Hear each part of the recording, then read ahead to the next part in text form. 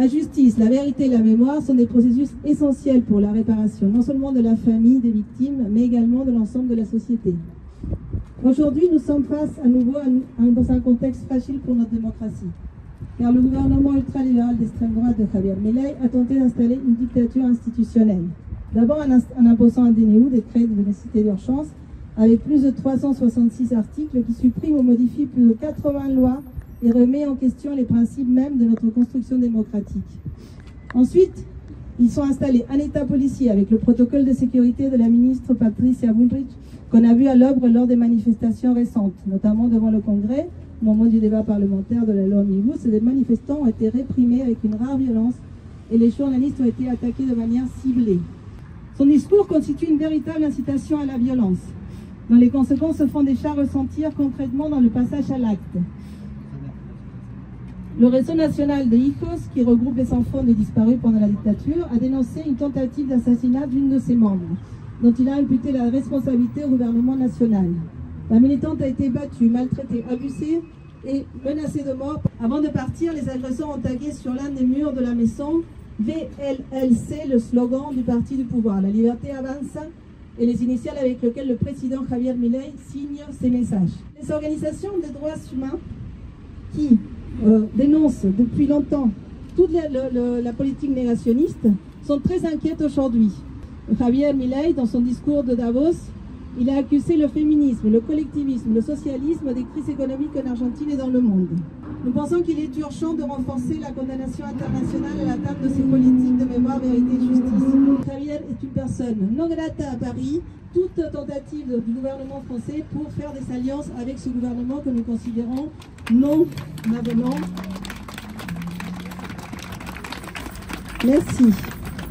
Au-delà de la grossièreté, au-delà de ce que peut être aujourd'hui de monstrueux Milei, il y a derrière lui toute une économie néolibérale, tout le néolibéralisme qui essaye d'imposer sa loi, à la fois en Argentine, mais aussi dans d'autres pays du monde. Et je veux parler aussi du Pérou pour les Péruviens. Je veux parler aussi de ce qui se passe au Paraguay, qu'on oublie que c'est une dictature, et dans d'autres pays d'Amérique latine. Mais on peut aussi évoquer ce qui se passe ailleurs dans le monde, que ce soit en Palestine, que ce soit avec la situation en Ukraine, etc. Si on s'appelle France-Amérique latine, c'est aussi parce que c'est ça, notre conception de la solidarité. Elle est des deux côtés de l'océan, elle est pour tous les peuples, et elle nécessite une grande urgence aujourd'hui de rassemblement et d'action commune. En tout cas, nous sommes là et nous allons continuer à nous battre comme nous l'avons fait dans ces époques difficiles des années 70. Nous allons continuer à le faire aujourd'hui parce qu'aujourd'hui, comme hier, nous avons le même ennemi, c'est le capitalisme et le néolibéralisme. Merci. On a l'habitude de dire que l'Uruguay et l'Argentine sont des pays frères. Et leurs histoires se sont très souvent rejoints, que le coup d'État militaire de 1976 et la folie meurtrière du régime qui a suivi ont trouvé beaucoup de nos compatriotes. Des 197 détenus disparus pendant cette période, plus de la moitié, 106, ont disparu en Argentine. Il y a eu aussi 13 enfants uruguayens appropriés, plusieurs dizaines d'assassinés politiques uruguayen en Argentine.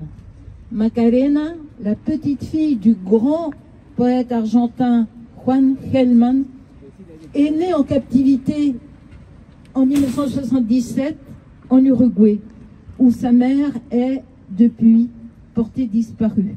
À l'époque, les dictatures du cône sud étaient étroitement associées par le plan Condor. Les répresseurs d'Argentine, d'Uruguay, du Chili, du Brésil, de la Bolivie, du Paraguay, se connaissaient et employaient les mêmes méthodes, enseignées en particulier à l'École des Amériques du Panama par des instructeurs états-uniens.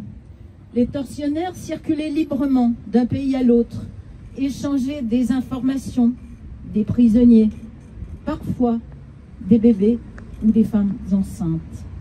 Nunca Más.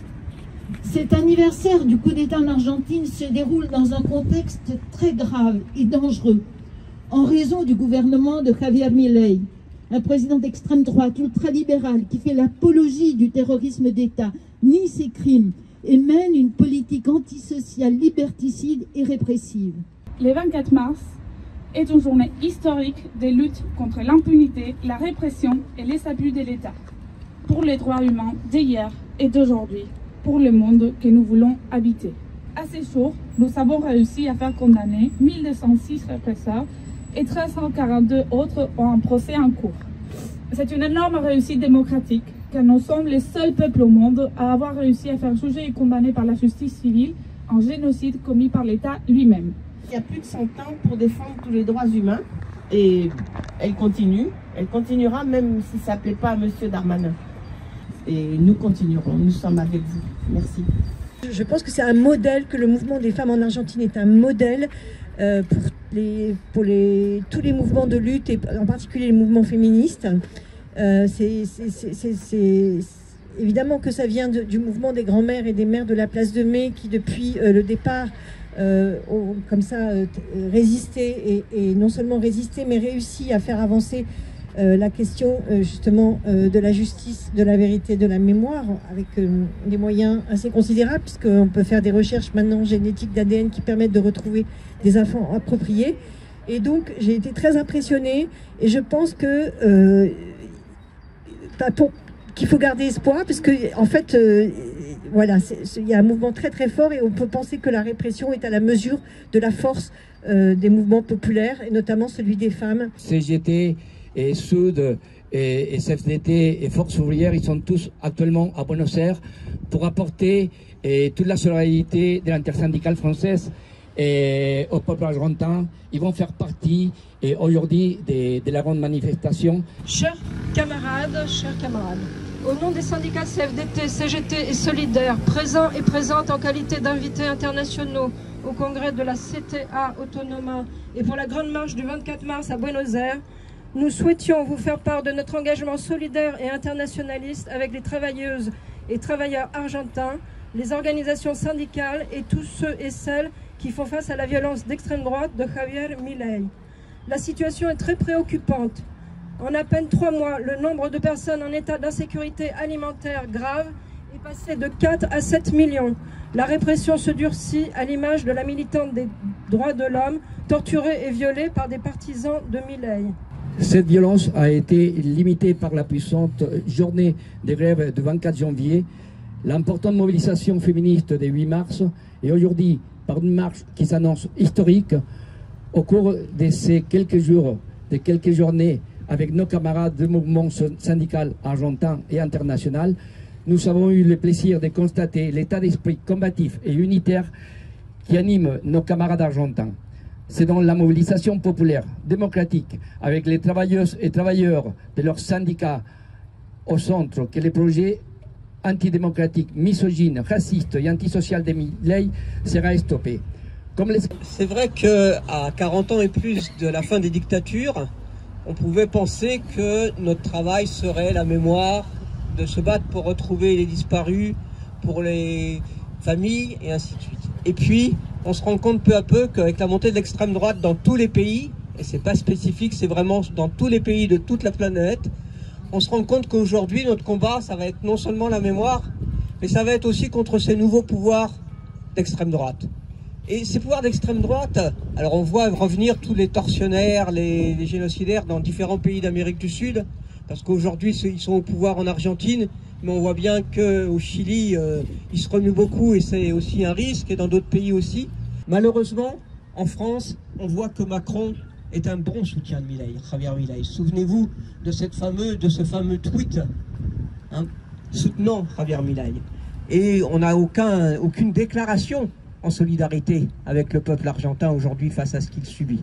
Et donc notre responsabilité en tant que force politique française est d'autant plus décuplée, que ce soit par rapport à la répression, que ce soit par rapport aux attaques sociales. Parce qu'en fait, je veux dire, aujourd'hui, Javier Milei, il y va à la tronçonneuse, mais quand on regarde Emmanuel Macron, lui, c'est un peu la même politique à bas bruit, finalement. Et donc, nous sommes totalement solidaires et nous menons la même lutte, que ce soit là-bas en Argentine, que ce soit dans les différents pays d'Amérique du Sud, ou que ce soit ici. Et nous devons donc, en tant que force politique française, renforcer le soutien aujourd'hui au peuple argentin en lutte contre Javier Milei, exiger de Macron qu'il ait une autre politique par rapport à ce gouvernement, qu'il effectivement accepte de rouvrir tous les dossiers, parce que nous avons déjà eu la honte que des militaires français aient servi d'exemple et aient servi aussi d'aide, que ce soit à la dictature brésilienne ou à la dictature argentine. Donc il serait temps aujourd'hui que nous puissions avoir un peu plus fiers, que nous soyons un peu plus fiers de notre pays et que notre pays s'exprime très clairement aux côtés du peuple argentin contre la casse sociale et contre la répression. Nous apporter toute la solidarité du Parti communiste français et de ses élus dans la bataille pour la vérité, la justice, alors qu'effectivement aujourd'hui les Argentins se mobilisent en ce moment même. Nous sommes à côté d'eux en ce jour triste anniversaire du coup d'État et de l'instauration de la dictature civique et militaire et de la politique du terrorisme d'État qui a fait 30 000 disparus, 30 000 victimes. Nous sommes solidaires avec les mères et les grands-mères de mai, avec les Heroes qui continuent à exiger justice et vérité et qui actuellement sont agressés par les nervis du régime de Milei. Nous sommes solidaires avec eux et nous condamnons ces agressions. Nous sommes également solidaires avec toutes les Argentins et Argentines qui se mobilisent, le peuple argentin, les syndicats, la gauche, les militants des droits humains, les militants féministes, qui se mobilisent contre la politique de destruction sociale, de destruction des droits, et de destruction écologique et de destruction démocratique menée par le gouvernement néolibéral de Milei. Parce qu'aujourd'hui, l'Argentine, c'est un laboratoire, effectivement un laboratoire de politique d'attaque globale qui se voit ailleurs, en Amérique latine et plus largement jusqu'ici, en Europe. Cette politique-là, non seulement il faut la dénoncer, mais il faut agir pour une alternative de justice, une alternative de vérité, une alternative sociale, une alternative politique, démocratique et écologique. Et aujourd'hui, nous avons aussi une responsabilité, c'est de faire changer la politique d'Emmanuel Macron qui affiche une complaisance coupable envers le régime de Milei. Non seulement avec cet épisode ridicule d'échange de t-shirts qui a en plus jeté la honte sur notre pays, mais aussi par le fait que le premier voyage de la ministre des Affaires étrangères de Milei, c'était en France. Ce n'est pas pour rien, alors qu'aujourd'hui on annonce la venue de Javier Milei à Paris au mois de juin. Cette politique menée par Emmanuel Macron, ce n'est pas simplement une politique de coopération avec un gouvernement d'extrême droite, c'est aussi une politique qui a une odeur, l'odeur du pétrole, l'odeur du gaz, l'odeur du minerai. Et aujourd'hui, Emmanuel Macron fait passer ses intérêts du gaz, du minerai, du pétrole avant les droits humains. Quel sens ça a alors que nous venons d'intégrer dans la Constitution française le droit à l'IVG? Quel sens cela a d'afficher cette proximité alors que Missak et Méline Manouchian viennent d'être au Panthéon? Quel sens ça a d'afficher cette proximité avec ce régime d'extrême droite? Le Parti communiste français restera mobilisé avec vous, à vos côtés, pour la justice, la vérité, les droits sociaux et démocratiques, et plus jamais ça, nunca más. Bonjour à toutes et toutes. Alors je suis effectivement élue communiste dans cette majorité qui regroupe des élus socialistes, des élus communistes et des élus écologistes. Et pour ma part, je suis adjointe à la maire de Paris en charge de la mémoire. Et c'est à ce titre que je veux vous dire toute notre solidarité, la solidarité de la maire de Paris, de toute l'équipe municipale. Et cette volonté que nous avons justement de faire en sorte que notre ville soit une ville d'accueil et reste une ville d'accueil qui porte des valeurs de solidarité d'autant plus fortes en ce moment où nous avons justement ces extrêmes qui de toutes parts nous assaillent. Pour ce qui concerne la mémoire, et ça a été dit par plusieurs intervenants, nous sommes dans une période où, que ce soit en France et que ce soit partout, les falsificateurs de l'histoire sont à l'œuvre.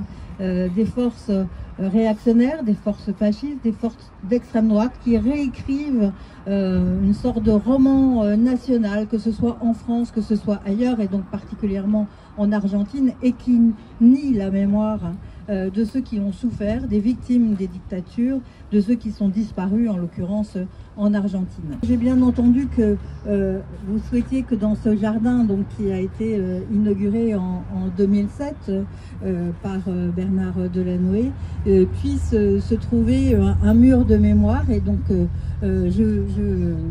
je prends ici l'engagement que nous nous rencontrions et que nous discutions de la possibilité de faire en sorte qu'il y ait ici une stèle, quelque chose qui permette de donner une forme de solennité plus importante encore à cette mémoire. Mais bien évidemment, en tant qu'élu et en tant qu'élu communiste en particulier, je suis aussi, je sais que la mémoire sert à porter aussi nos valeurs actuelles et qu'il faut surtout que nous soyons unis pour lutter contre l'extrême droite où qu'elle se trouve, et évidemment en Argentine, mais aussi dans cette Europe où elle commence à prendre de plus en plus de place.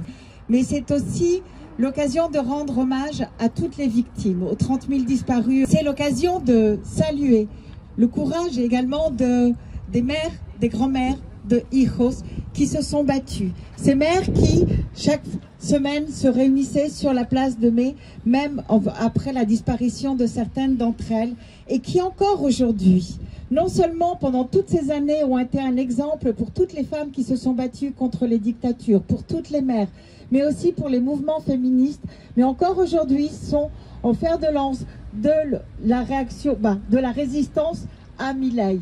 Parce que nous l'oublions pas, aujourd'hui n'est pas qu'un jour de mémoire. Aujourd'hui, c'est aussi un jour de soutien à la résistance en Argentine à Milei. Nous l'avons vu avec les coups d'État justement des pays d'Amérique latine dans les années 70, ce qu'on nous présente comme le néolibéralisme, ce qui aurait dû, comme le disait Friedman, porter la démocratie, n'a pu être imposé que par des dictatures, que par des armes. Et aujourd'hui, Milei en prend également le chemin avec les restrictions extrêmement dures sur les droits civils et sur les droits politiques. Quant à Emmanuel Macron, ce que je peux lui dire moi aujourd'hui, c'est que nous ne sommes pas dupes.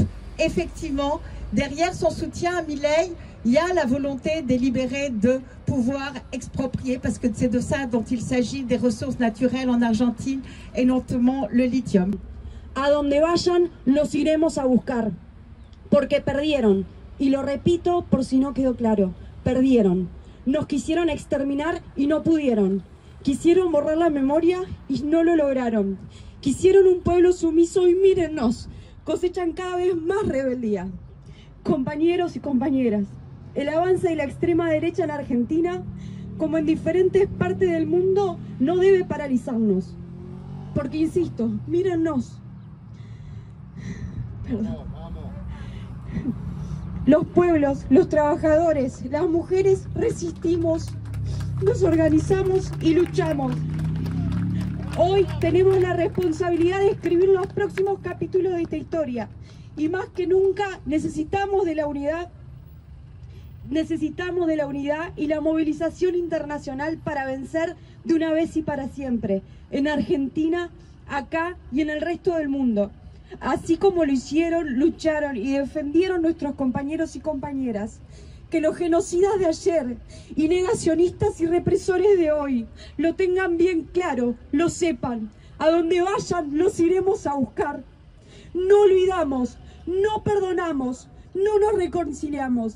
30.000 compañeras y compañeros detenidos y desaparecidos presentes, ahora y siempre.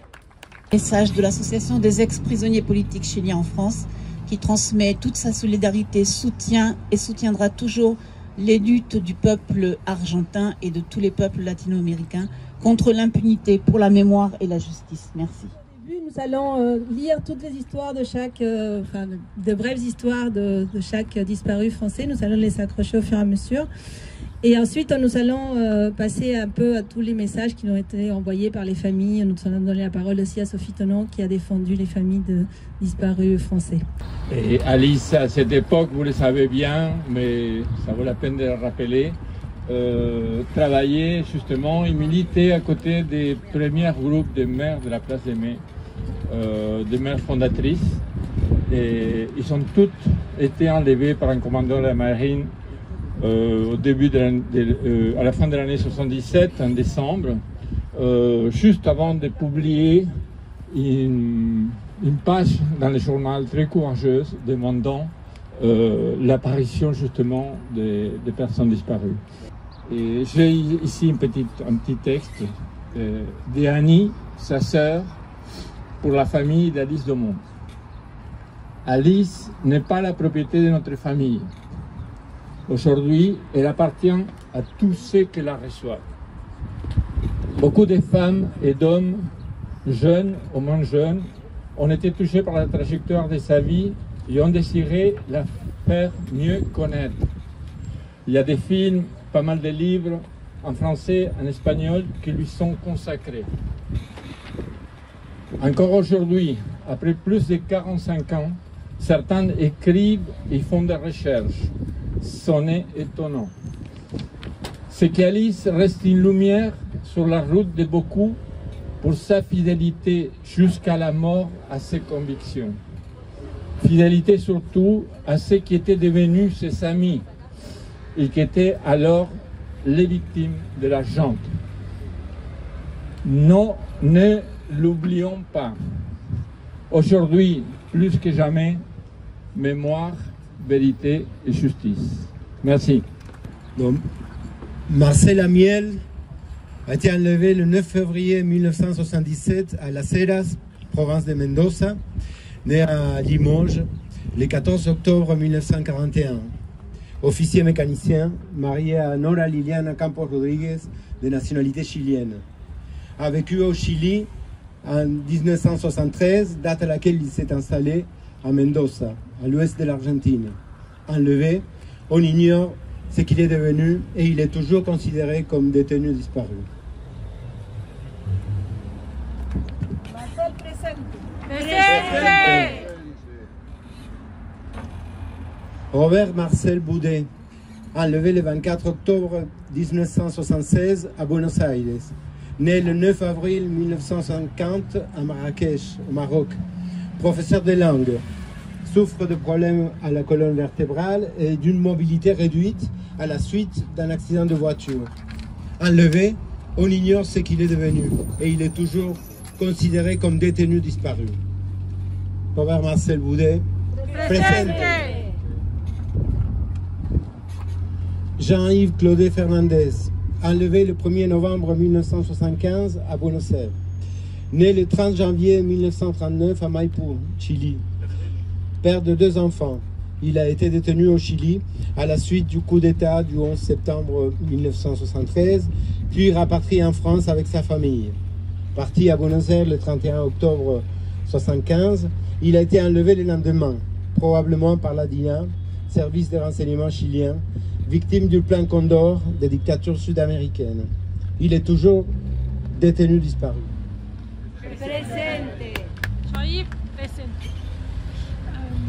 Françoise Marie Dautier de Martinez, enlevée le 21 octobre 1977 à Espeleta, province de Buenos Aires. Née le 1er octobre 1946 à Châtillon-sur-Loire, en Loiret. La nuit du 21 octobre 1977, un commando du 1er corps de l'armée a fait irruption à son domicile et a assassiné son mari, Roberto Martinez. Leurs 2 filles, âgées de 18 mois et 3 ans, ont été remises quelque temps après à leurs grands-parents.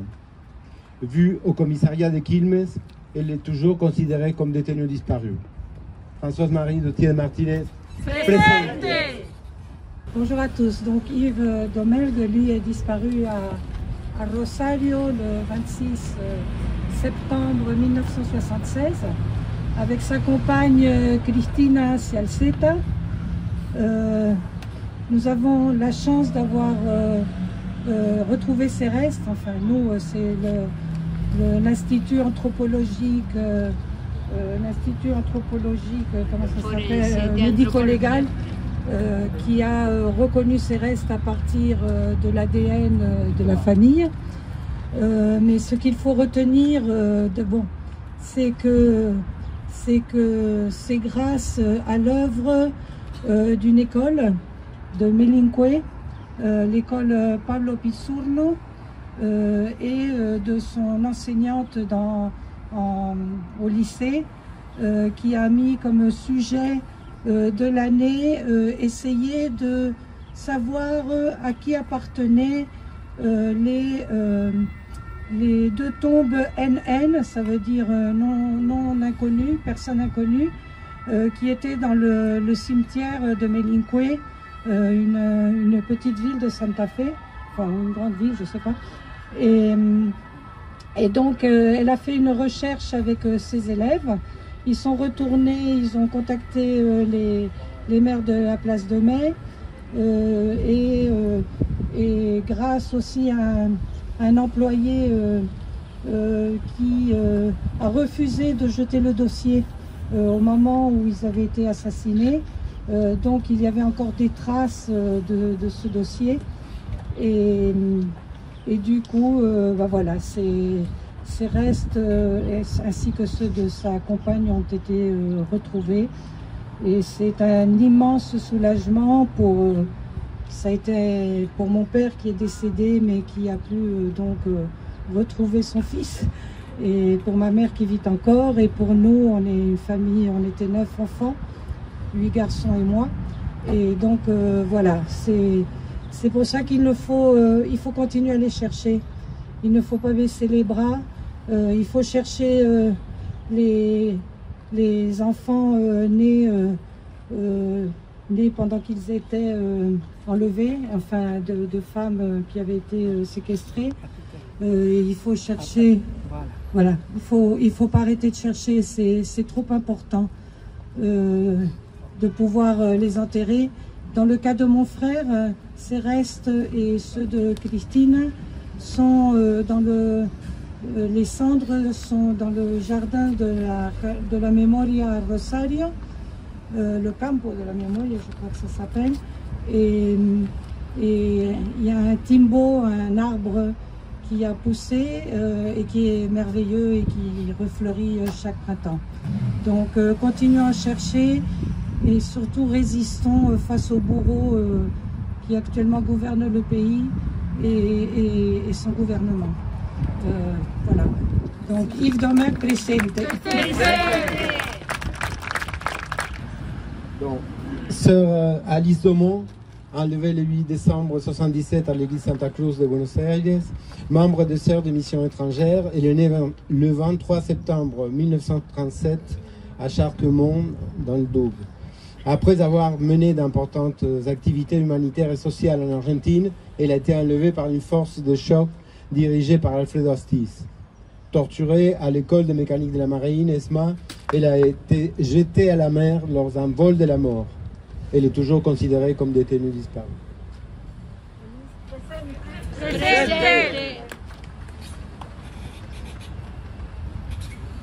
Père Pedro Eduardo Dufo, assassiné le 4 juillet 1976 dans la paroisse de San Patricio à Buenos Aires.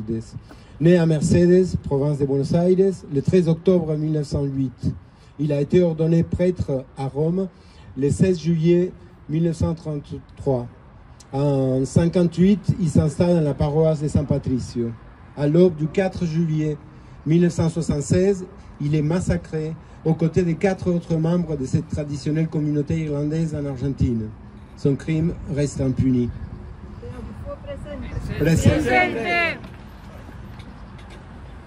Sœur Léonie Duquet, enlevée le 10 décembre 1977 à Ramos Mejía, province de Buenos Aires. Membre des Sœurs de Mission étrangère, elle est née le 9 avril 1916 à Longe-Maison. Elle a été enlevée par une force de choc dirigée par Alfredo Astiz, torturée à l'école de mécanique de la marine, et elle a été jetée à la mer dans un vol de la mort. Retrouvée sur la côte atlantique, puis enterrée sous X à General Lavalle, ses restes identifiés le 29 août 2005 reposent dans les jardins de l'église Santa Cruz. Le Duque presente. Andrés Roberto Duro, enlevé le 10 août 1977 à Lanús, province de Buenos Aires. Né le 13 mars 1959 à Buenos Aires, catéchiste à la Villa Itati et dans la paroisse de San Cayetano, à Bernal, banlieue de Buenos Aires. Il a été amené par des militaires et vu par des survivants au centre de détention clandestin La Cacha. Il est toujours considéré comme détenu disparu. Andrés Roberto Duro, presente.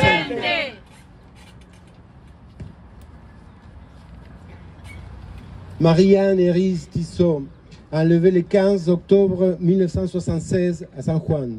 Elle est née le 28 mars 1952 à Espartillal, province de Buenos Aires, a travaillé comme mannequin et comme assistante sociale dans un bidonville de Buenos Aires. Des poursuites ont été engagées contre l'ex-major Jorge Oliveira, accusé de son enlèvement. Arrêté en 2000 en Italie, il a fait l'objet d'une demande d'extradition française, mais a été jugé en Argentine. Il purge sa peine assignée à résidence. Elle est toujours considérée comme détenue disparue. Marianne Elise. Presente. Maurice Gégé, enlevé le 8 juillet 1975 à San Miguel de Tucumán, province de Tucumán, né le 14 novembre 1938 à Paris. Il s'est installé en Argentine en 1952, où il a travaillé comme libraire et journaliste pour la Gaceta de Tucumán. Il a été enlevé durant la présidence d'Isabel Perón avec sa compagne, Olga Cristina González, enceinte de 4 mois. Il a été vu au commissariat et au centre de torture de Faymaya. Il est toujours considéré comme détenu disparu. Hola, voy a hablar en español porque me cuesta un poco más decir esto en francés. Bueno, lo que contaron es cierto. Mi abuelo se llamaba Maurice, nació en París, en el barrio de Belleville, en 1938. Hijo de polacos, judíos, sobrevivió a la guerra junto con su familia y en los 50 partieron a la Argentina, a Buenos Aires. Después se mudó a Tucumán, donde nació mi padre. Y en el año 75, durante el llamado Operativo Independencia, que fue una especie de prueba piloto de lo que después sería la dictadura para el resto del país, se lo llevaron junto a su compañera Olga Cristina González, que estaba embarazada de 4 meses. Seguimos buscando a ese hijo o hija. Mi abuelo era librero, tenía una librería con 2 amigos. Le gustaba mucho la música, le gustaba Jacques Brel, le gustaba leer a Baudelaire, le gustaba Serrat, le gustaba jugar al ping pong con mi papá. Y nada, les quería agradecer este homenaje, muchas gracias. Yo me vine para esto, yo vivo en Lyon hace unos años y nada, me parecía importante estar acá. Gracias a todos por este homenaje. 30.000 presentes, fue genocidio, nunca más. Maurice, presente.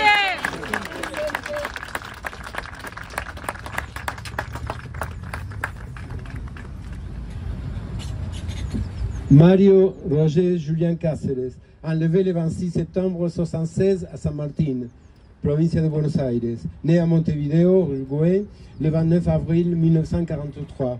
Il a été amené avec sa femme, Victoria Glisonas, et ses enfants, Anatole et Victoria, par des agents de l'armée de la police, et de la police fédérale, avec la participation présumée des commandos uruguayens. Les enfants, conduits en Uruguay, puis abandonnés en décembre 1976 à Valparaíso, au Chili, ont été identifiés en 1979. Il est toujours considéré comme détenu disparu. Mario Roger Julien Cáceres. Presente.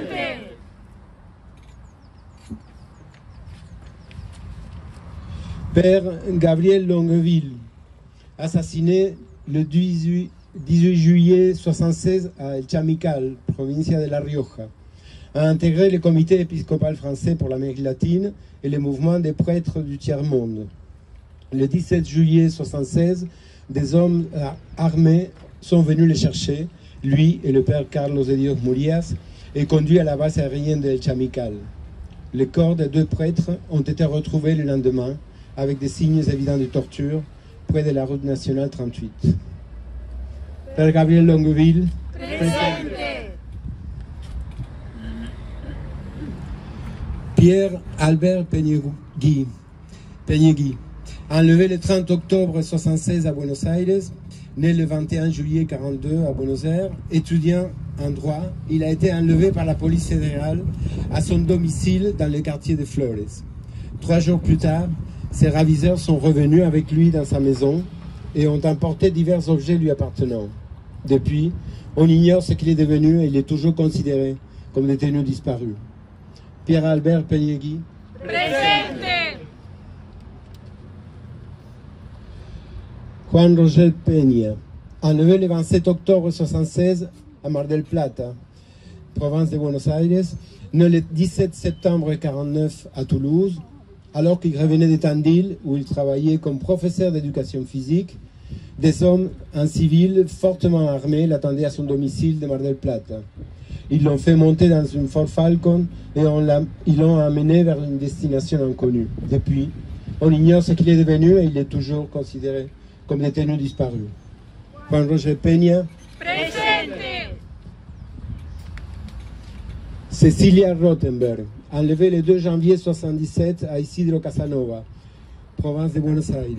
Née le 16 septembre 1955 à Buenos Aires, élève du collège français de la capitale argentine.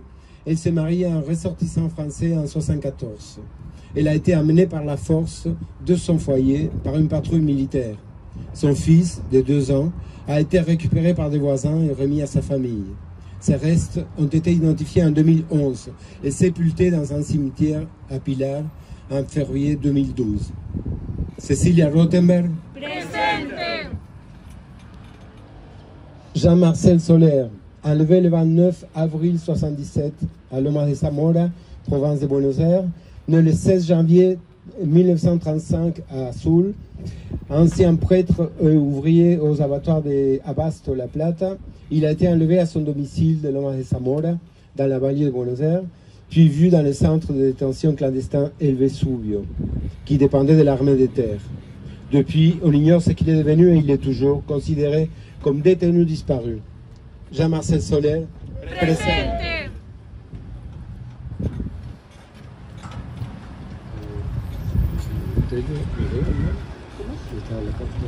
Sí. ¿Lees la carta o lees eso? Marcel Tello, enlevé le 9 mars 1976 à Córdoba, né à La Plata, province de Buenos Aires, le 31 août 1950. A étudié au Collège national de l'Université de La Plata avant de s'installer comme menuisier à Córdoba, où il milite dans un syndicat de caoutchouc.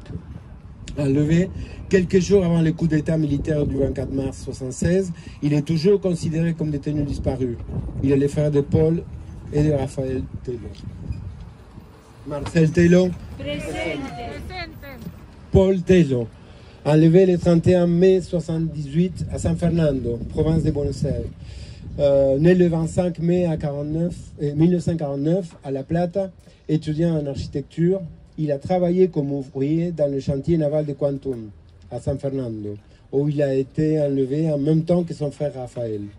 Soumis à un simulacre d'exécution, il a été amené dans le centre de détention clandestin El Banco. Il est toujours considéré comme détenu disparu. Paul Tello. Raphaël Tello, enlevé le 31 mai 1978 à San Fernando, province de Buenos Aires. Né le 13 avril 1952 à La Plata, étudiant en sciences humaines, il a travaillé comme ouvrier dans le chantier naval de Quantum à San Fernando, où il a été enlevé en même temps que son frère Paul. Soumis à un simulacre d'exécution, il a été amené dans le centre de détention clandestin El Banco. On ignore ce qu'il est devenu, il est toujours considéré comme détenu disparu. Raphaël Tello, présent. Je m'appelle Rosalie Argüelles Vizcayart. Je vous présente mes frères, Pablo Tello Vizcayart, Marcelo Tello Vizcayart, Rafael Tello Vizcayart et mon cousin, Eduardo Pereira Rossi Vizcayart, présentes. Mon cousin d'Adam venait nous rendre visite très souvent dans notre exil parisien. Tous les 6 mois, il arrivait avec une grande boîte de Lego sous le bras, car il savait que je les adorais, et il se jetait avec moi sur la moquette de minuscule appartement pour refaire le monde en briquettes de couleur, jusqu'au moment où il n'est plus arrivé, et il est devenu absence. De mes frères, je n'ai pas eu la présence. Ils sont disparus, Marcelo quand j'étais dans le ventre de ma mère, et Daniel et Raphaël quand l'exil parisien coulait sa 2e année. Par contre, j'ai senti leur absence. J'ai senti leur absence chaque fois que ma mère, transpercée de douleur, oubliait de me lever pour m'amener à l'école. J'ai senti leur absence quand nous sommes rentrés en Argentine dans le silence et le non-dit. J'ai senti leur absence quand je suis devenue plus grande et je me suis disputé avec mon premier petit copain, quand j'ai cherché mon premier travail, quand j'ai déménagé. J'ai senti leur absence dans chacun de mes accouchements, chacune de mes erreurs et chacune de mes réussites. Cette absence ne cesse jamais. Elle nous laisse une sensation permanente de manque de protection et de vulnérabilité. Cette absence nous difficulte nos relations quotidiennes avec les autres et avec nous-mêmes. En plus, nous avons eu la spoliation. Anna, la fille de mon frère Marcelo, me disait qu'elle n'a presque aucun objet pour remémorer son père. Même pas un de ses outils de menuisier, même pas un livre ou un vêtement. Une montre seulement. Une montre seulement lui marque les heures depuis qu'ils l'ont emportée devant ses yeux de fillette de 4 ans. Je n'ai rien non plus de mes ancêtres. Les lampes qu'ils ont rapportées de leur escafie natale, les poteaux, les bijoux, tout a été pillé par l'armée à 4 reprises dans ma maison saccagée. Parfois, c'est dans le manque de petites choses que l'on sent de si grandes absences. Mes autres neveux aussi ont connu l'absence, le saccage, le mépris de toutes les façons qu'ils les ont souffert, que nous les avons souffert. Mais nous continuons de marcher, de militer, comme chaque 24 mars, et nous serons là tous dans ce même espace de mémoire. Notre pays traverse une époque très dure, non seulement de ultralibéralisme. C'est pourquoi les organisations sociales ont dit « la fin, c'est la limite ». La persécution des opposants s'intensifie. C'est pourquoi nous disons « à bas le protocole antimaniste de Bullrich ». Nous avons retrouvé 137 de nos frères appropriés grâce à la lutte infatigable des grands-mères de la place de Mai et des organisations des droits de l'homme. Mais il nous en manque encore près de 400. Exigeons la restitution de l'identité de nos frères et sœurs appropriés. 77% des génocidaires sont chez eux. Nous disons prison commune, à perpétuité et effective pour les génocidaires et leurs complices. Les razzias, les arrestations arbitraires, la corruption et les réseaux de prostitution avec la complicité de la police continuent. Nous exigeons de démonter l'appareil répressif. Le 16 mars 1990, rappelez-vous, la cour d'assises a condamné par contumace Alfredo Astiz à la réclusion criminelle à perpétuité. C'était la première fois qu'une juridiction étrangère jugeait un étranger en l'espèce, mais peu importe, pour des crimes commis à l'extérieur du territoire de la République. La France, la justice française, partage le privilège avec la justice italienne de juger lorsque la personne victime est de nationalité française.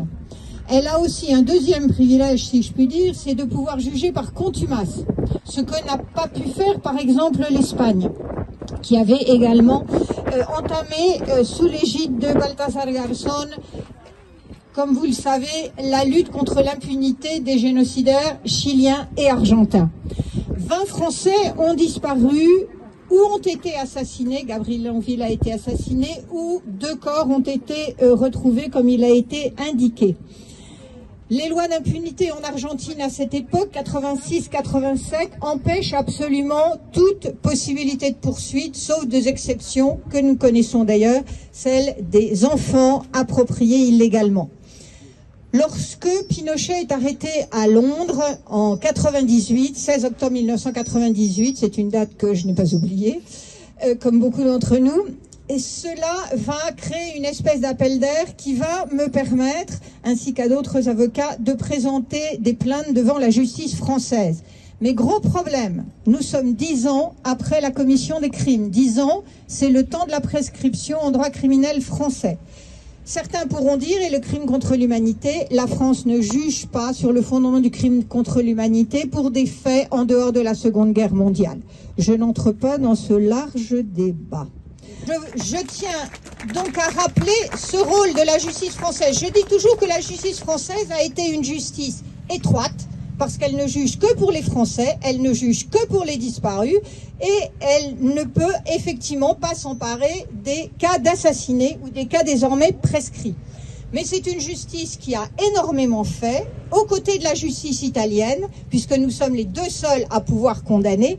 Et je crois qu'actuellement, alors qu'il y a une politique de révision qui est en cours pour que le travail absolument magnifique et unique dans l'histoire de la justice argentine ne soit pas oublié, et mieux, qu'il puisse continuer sereinement comme auparavant. Je vous remercie.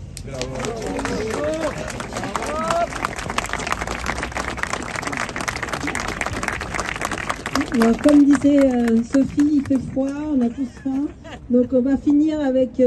Les auteurs des crimes sont toujours les mêmes. Il n'a manqué aucun Cuba.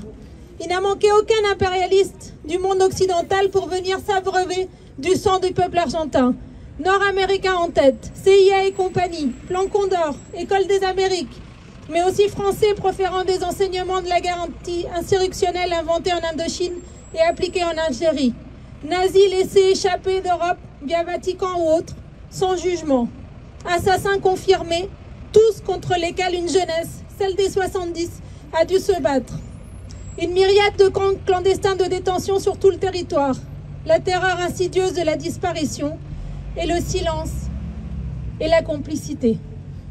30 000 disparus, un peuple terrorisé et une jeunesse massacrée. Un peuple terrifié et une société soumise au silence. Un peuple apeuré, dont une partie complice. Des mères effrayées mais rebelles. Des survivants estropiés mais résistants. Des fils et filles enragés mais combattants. Un peuple réveillé et des militaires emprisonnés. Cette génération nous ouvrait la voie, nous montrait les chemins. Et aussi la difficulté de combattre et de battre un ennemi interne et un externe, plus puissant.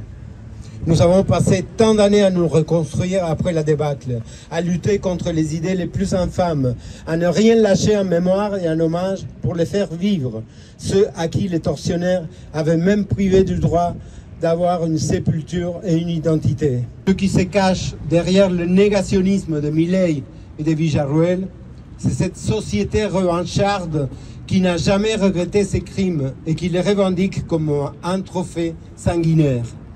En 48 ans, alors que cela fait une quinzaine d'années qu'ils sont condamnés pour des crimes contre l'humanité, pas un a eu le geste humain d'apporter des preuves. Leur pacte de sang est puribond. Leur silence marque leur inhumanité. Un plan implacable s'est mis en marche avec l'aval des urnes. Mensonges et propagande des médias et des réseaux qui ont financé la campagne et permis à Milei de leur offrir l'Argentine sur un plateau. En seulement 3 mois, le constat est dévastateur.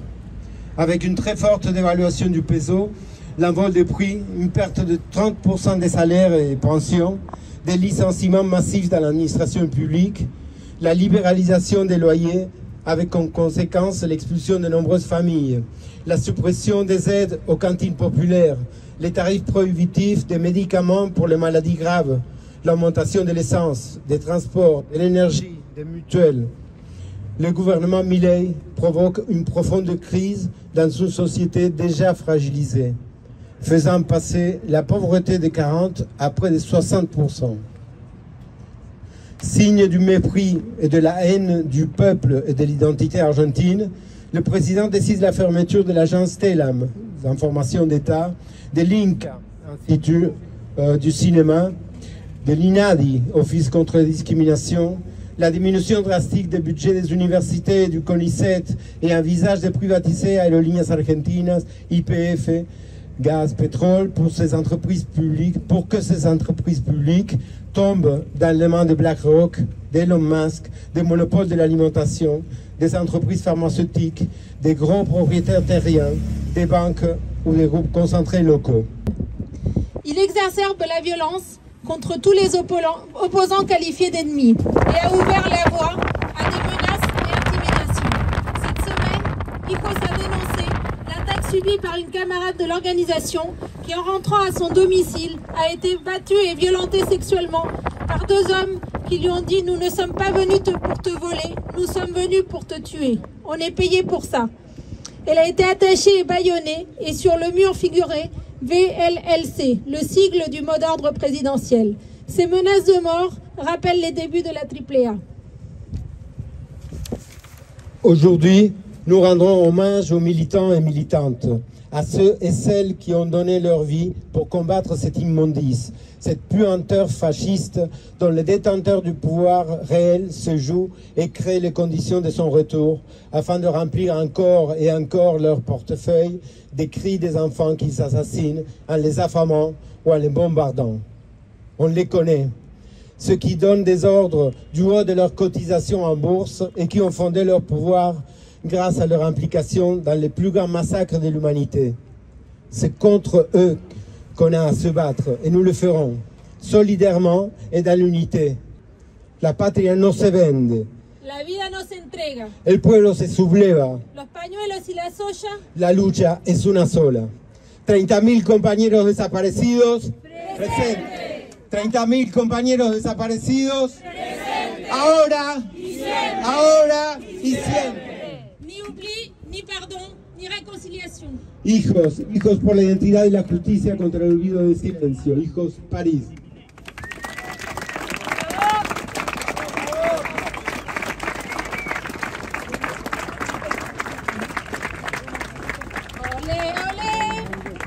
Ole, hola, ole, ole, ole, hola, como a los nazis le va a pasar, a donde vayan los iremos a buscar, ole, ole, ole, hola, ole, ole, ole, hola, como a los nazis le va a pasar.